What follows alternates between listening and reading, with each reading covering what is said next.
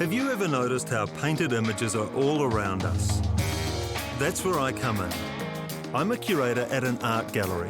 I choose paintings for people to look at, and I'm on a mission to show you why looking is worth it, to show you why painting matters. It can challenge you, play with you, and even lift your soul.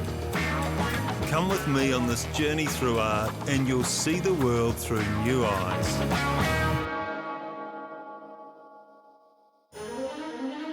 There's a kind of painting that leaves a lot of people cold. Abstract paintings. Paintings that look like nothing. So is there anything really there? Look into abstract painting and you'll find thought, passion, playfulness, everything we want from art. But because there appears to be nothing in it, no people or places or things, it's hard art to get. So when you come across a painting that looks like nothing, what exactly are you supposed to see? Some people see red.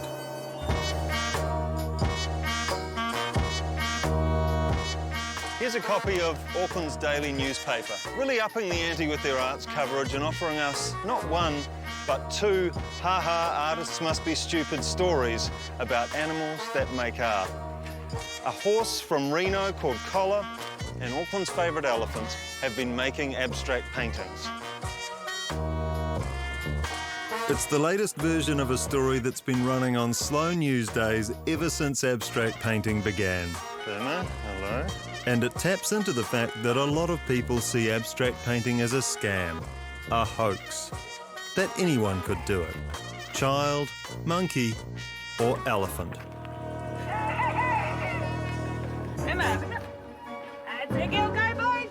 Abstract art is often the subject of controversy. People are shocked when they hear about extortionate fees being paid for paintings that don't look like much of anything. They get especially outraged when it's government spending public money.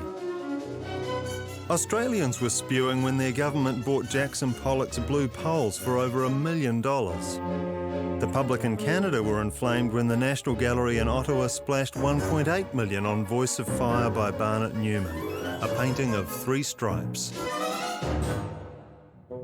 Very good. Good girl. Very nice. You know, poppies waving. Not bad at all. But is it good enough to break the $1 million mark? Oh, well, thank you, Burma. So what makes these paintings of nothing so valuable? Surely they must be about something. Yeah. This is the mission. This is the challenge. To kick a hole in that barricade and find our way through to some paintings of nothing. Because there's always something to say about them. But to knock down the barricade, we have to go back to the beginnings of abstract painting. And they're a lot further back than you might think. Abstract painting is hardly new. It's been around for almost 100 years. But to get to the event that makes it happen, we've got to go back even further, to 1839, when a painter called Paul Delaroche says, "From today, painting is dead." And the killer, he reckoned, was photography. Delaroche painted pictures of real-looking people and places, but suddenly his world was filled with new kinds of pictures, photographs, and just as suddenly, painters started to feel a little irrelevant. Why spend days capturing with a brush what a camera could catch in a flash? So the Impressionists started painting the world as they saw it, rather than recording every detail realistically. And they didn't hide the fact that a painting is made of paint, oozing with colour and rich with texture. Painting became a way to represent light and movement rather than a straight view of the world. And what starts rolling now, picking up speed as it hits the slopes of the 20th century, is one of the big adventures of modern art, the journey towards abstraction. Driving that journey were the Fauvist artists, who made paint a feast for the eyes. Henri Matisse painted a world so pumped with colour that the brushstrokes seem like they might float free. So by now, painting doesn't look like it's dead at all. It looks like it's coming to life. Then along came the Cubists. They downplayed colour but created a new way of seeing space, circling their subjects, slicing off views and piecing them back together, as if to say there's more to the world than what we see straight ahead. These artists aren't simply painting the way the world looks. They're pushing painting so it captures something more. Perception, emotion, the many-sidedness of life, and even those hard-to-picture things called ideas. But how do you paint something like an idea? Something that doesn't look like anything? In 1915, Russian artist Kazimir Malevich came up with a startling answer. At a time when revolution was brewing and the old order being swept away, he chose not to paint the struggle. His revolution was to break painting free from the world of objects. He represented feeling with a black square and the void beyond with a field of white. This was the beginning of abstract art. Malevich had opened a door and raised a question that has challenged painters ever since. Once you've stripped art back this far, where else is there to go?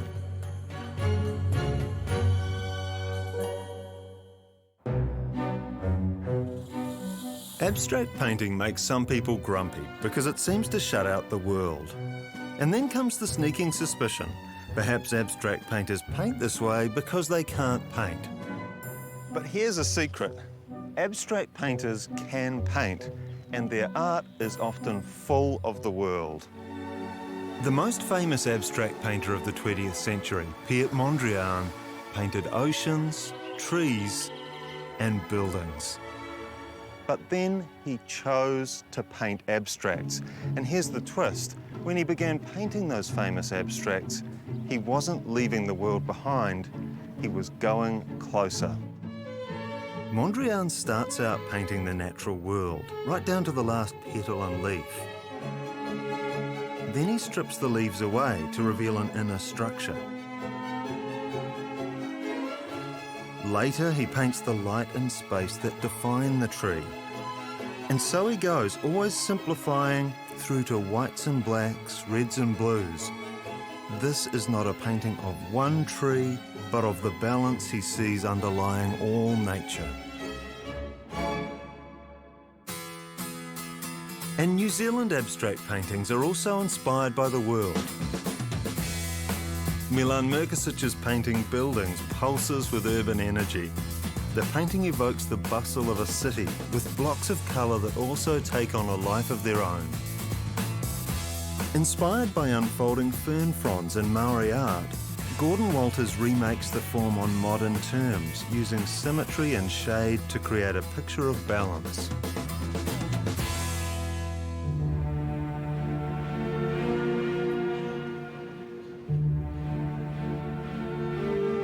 For these artists, going abstract is a way to bring the world closer without pinning it down. And it's a painter of that kind that we're about to visit, Geoffrey Thornley. For me, Thornley's paintings sum up the slow-moving pleasures of this seemingly simple kind of art. Geoff is an artist with a special talent for painting hints, layers and transparencies. His paintings are unrushed, subtle, but also demanding. They demand you ignore other distractions and look closely at surfaces that sometimes look plain white. They are not white paintings. You know, they're not white paintings. They are paintings about the realness of light, and it's tangible and palatable and touchable. Geoff has a great knack for letting light through.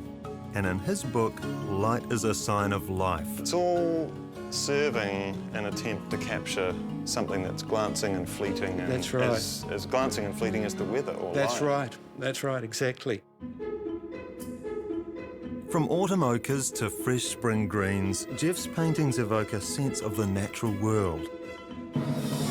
It's as if he wants to catch the spirit of things as transient as wind blowing through leaves. If I pull up the blinds and I look outside, and I often stand there and I look at the way all the leaves are moving in a different pattern, and they're all moving to this rhythm, and you say, it's so bloody harmonious. The life in the painting, that's so important. He tries to capture this life with the brush. It's not a painting of how the world looks, but how it might feel on a good day. This is a crucial painting. It's a painting that comes in the right kind of way. It came out of 2 sessions. It came easily. And it's called Seeing What You See. Seeing what you see. Yeah. What I like about that title is that there's a you in it. It's not see what I see, what Yeah. the artist sees, it's see what you see. It's as if you are addressing the viewer. Yes, it came from a phrase about nature as seeing what you believe. You know, and so many people see what they believe. They look at a painting and they've already got their idea. So I'm always about that correction, to get rid of those things, to take those things out of the equation so that you're always engaged with what it is there, the actual physical thing of what it is there. People often look at abstract paintings with their minds already made up about whether they're going to like it or not, which makes it even harder for the artist to catch the viewer's eye and show them what's really there. I have dedicated a life to trying to track certain kind of, if I fail or not, it's a risk, you know, that I take. And it's heightening up that risk into one moment, bang, to do it. And with abstract painting, The risk is very high. if the painting fails, you can't say, well, at least I told a nice story about That's the horse right. running along the beach. That's or right. Failure is very vulnerable. And I can lose one of these paintings. People don't quite understand how easily I lose them. If I'm painting this and I take it 1 inch too far, I lose it. The layers and colours are so finely balanced in these paintings, one wrong brushstroke could ruin it. So it's the way the artist's hand is moved, the way the body of the artist is moved in front of the canvas. All these for you are the absolute meat of art. These paintings are very vulnerable in one sense, that I've exposed how I make a line so that I find the other shapes. I've left the pencil lines there. You're a bit like the magician who still wants the power of the illusion and yet also shows us how the trick is done. The underlayers and the making are all That's all revealed. The yes, construction that's is what I there. was saying about the looking. See what you see. And that will lead you to the experience. There's no doubt the longer you look, the more you get from these works. With their layers and veils, the paintings draw you near. Drifts of colour, falling strokes, there's this constant dance between surface and depth. And when you move in close, the paintings don't reveal a scene, but instead convey the rhythm and atmosphere of the natural world itself. This one has a lot of this vertical falling stroke, which has got this contradictory horizontal, which stabilises it. It's up close, it's making, it's paint, it's layers, Yes. it's what the bristles have done to the medium. And at a distance, it's atmosphere, it's breathing, it's something much harder to name and pin down. Yeah. Jeff's paintings are like fields full of small events. Look away for a moment and they seem to change character, like landscapes under changing light. Jeff's feeling for the play of light outside is the key. For things like light rippling across water or clouds moving through the air. That to me is abstract painting at its best. It's actually painting at its best.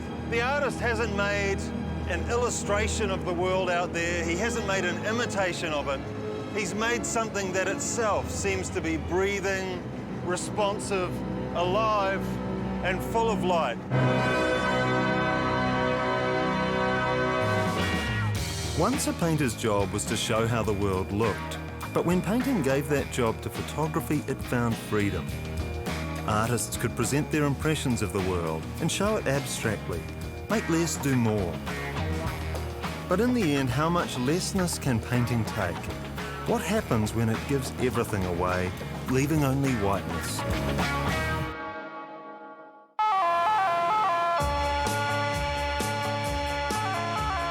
Abstract art is so pared back it can be hard to get. Refine, reduce, subtract. That was the abstract painter's mission. And one of the big gripes people have with it is that it looks like it's rejecting everything we know and understand in the world. It looks like it's saying no. No to bodies, no to beauty, no to the richness of the world. But this art is actually a lot more generous than that. Take a closer look at recent abstract painting and you might be surprised by what you find. These paintings which seem the most simple, the most pared back, the most nothing of all, are in fact loaded with pieces of the material world. Louise Fong's painting Search might not look like much at a distance, but move in and her shades of grey morph into something fantastic. A futuristic starscape, bubbles of water or air, or an organic structure as seen through a microscope. And Julia Morrison loads alarmingly real substances onto not one, but 1,000 abstract paintings. These might look like just single colours on canvas, but they're loaded with real substances. Lead, ash, clay, excrement, blood, salts, silver and gold. A shimmering wall of human stuff. Including pieces of the real world in abstract painting is something Stephen Bambury's been doing since the 1990s. Here at the Jensen Gallery, we're standing in a space that used to be a printer's. So Heidelberg presses used to rumble away in here. It's a raw, working kind of space.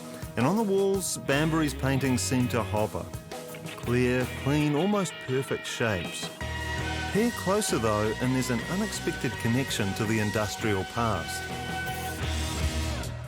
Bambury, with this amazing sense of surface, brings these paintings back into the material world we all inhabit, with rust marks and rivulets and pocks and dents. Now, this is never more apparent than in the big work on the end wall, where Stephen has made paint from a very unusual substance, rusted iron filings. And in this work, it's as if the industrial past of this building is coming back up through the pure surface of the painting, corroding that pink surface.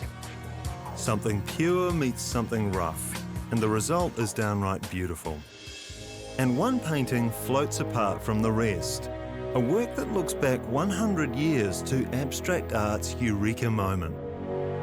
The shapes Stephen's used in these paintings echo some of the most famous in abstract art's history, especially those of the two big M's of abstract painting. In some of the works, there are echoes of Mondrian with his grids from the 1930s, and in this work, echoes of Malevich from even earlier in the 20th century with his wonderful hovering white squares and crosses. Malevich launched white painting with his legendary work White on White, and no sooner had he done so than many called it a dead end. What more could you do with white?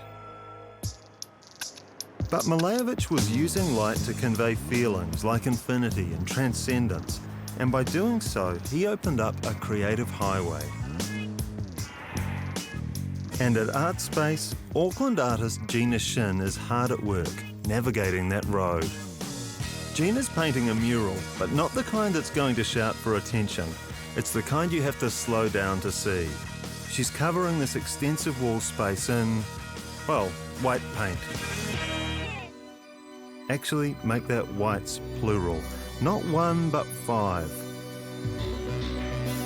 The brushwork is seamless, the detail astounding, and the fine differences between the whites are crucial to creating not just the right look, but the right thought and emotion. Now, what is there to see here? A whole lot more than you might think. Come closer, and this seemingly flat wall very quietly and beautifully unfolds. Shapes open out of other shapes. Paint has been built up in such fine layers that ridges form, which are catching this light. The grades of white are so fine they're easy to miss. But then the light shifts and a seemingly blank wall discloses a cascade of shapes. But why these shapes and shades of white? I'm hoping the artist will be able to shed some light. Hi, Gina. How you doing? In Gina's painting, basic forms unfold and fan out in endlessly varied patterns. like crystals growing in open space. The shapes in your works are highly geometrical. You know, there's no real world here in the obvious sense. There's no still life objects, there's no people, there's no landscapes. Are they based on things that you see? I was interested in the idea of nothingness, void, infinity. But there's an even simpler interest underpinning these works. All of these angles which seem to repeat across your work, what do they derive from? I use folded paper. So these are all based on origami. Yes, in a way they talks about how we are folded beings, folded in many different ways, and it's the complexity of human nature. Folded, then unfolded and painted to draw attention to what lies inside. Gina seems to be exploring one of life's more profound mysteries by drawing attention to shades of grey, the infinite potential of just one form. And I started doing a series of paintings based on that shape, and I've been working with that for about 10 years now. Working with this same shape for 10 years? Yes, all the paintings that I've done is based on the same shape. Yeah. But Gina's not just painting a shape. She wants to paint change, how one thing becomes another. I was interested in the stages in between, I guess, process of becoming. Also, the light changes the work. That certainly happens here, doesn't it? I mean, we've got clouds moving across up here. And, I mean, this shape was completely invisible to me before. Yes. It suddenly revealed itself. So light is crucial for you. Light is the medium, yes. And the act of looking is what the work's about. It is a relationship between visible and invisible, seeing and not seeing. Gina's paintings are mesmerising. Spending time with them leaves me feeling calm. I feel like all the world's secrets might quietly come to light if I look long enough. I guess I was always interested in the possibilities within two-dimensional surface and creating something complex from something so simple. Walk past in a hurry and this mural really will look like nothing. But take time and you start to see shades of grey, flickers and nuances, the way light shapes a space. The whole thing's like a cross between a geometry lesson, a cloudscape, a piece of painted origami, and it's also something more.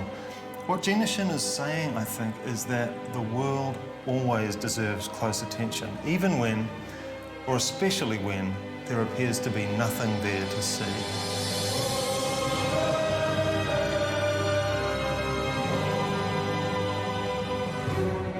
Abstract paintings can be challenging, but look closely and you'll discover worlds packed with meaning.